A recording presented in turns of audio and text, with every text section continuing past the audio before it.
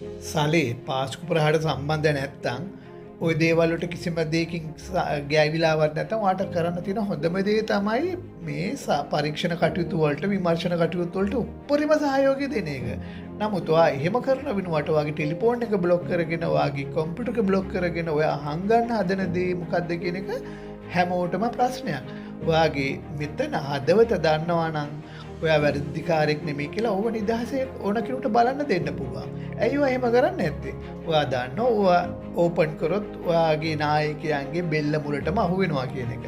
ඉතින් ඔයා හිතනවා නම් ඔයා ඔය දාන්න ගැට දහං ගැට ඔක්කොම දාලා උසාවියෙන් එළියට බහින්න මේ ඒ පැනලා වාට ඕන විදිහට නටන්න මේ වගේ හෙන්චායෝ ටිකයි ඔය විමල්ලා ගොම්මන් පිල්ලා වගේ උන් ටිකත් එකතු කරනවා අල්පුතුම නාඩගමක් නටනවනේ.